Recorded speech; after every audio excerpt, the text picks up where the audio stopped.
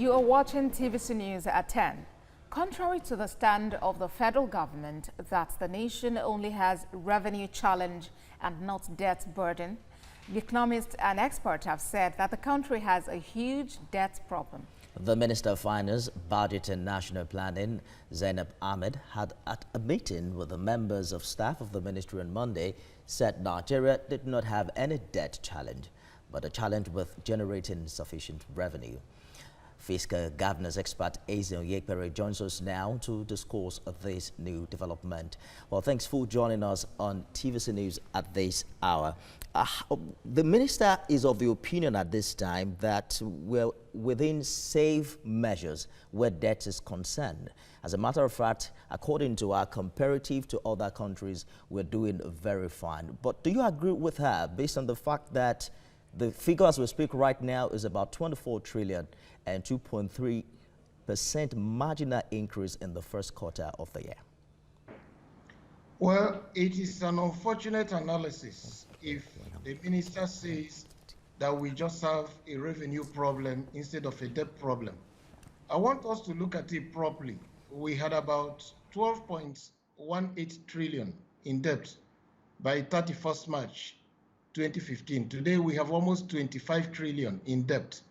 And that 25 trillion in debt, the money to service it is consuming close to 68 of all the revenues that the federal government earns. So there is clearly a debt problem, because what she is looking at is the debt to GDP. And you don't use GDP to pay back debt.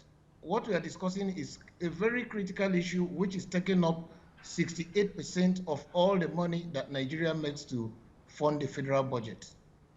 There are also concerns about the fact that it's not really about the amount of money we're borrowing, but what we're using the money for. Do you agree that we are justified by what we spend borrowed money on in this part of the world? In fact, it has come to a stage where part of the money we are borrowing, we're even using it to do recurrent expenditure and not capital expenditure, contrary to the provisions of the Fiscal Responsibility Act. So one would have expected that when we borrow, we invest in tradable sectors.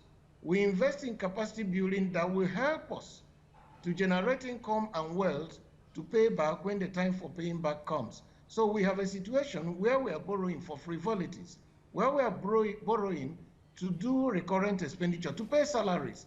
And so that is not sustainable, because what we have entered is more or less like a concentric circle. We need more money borrowing to be able to fund 2019 budget, and that will mean that we need to provide much more outlay for repayment of debt in the coming years. So we need to think seriously of how we come out of this, because we are not borrowing to fund sectors that will help us pay back in the future. Okay, fiscal governance expert Eze Onyekpere, thank you for sharing your thoughts with us on this development.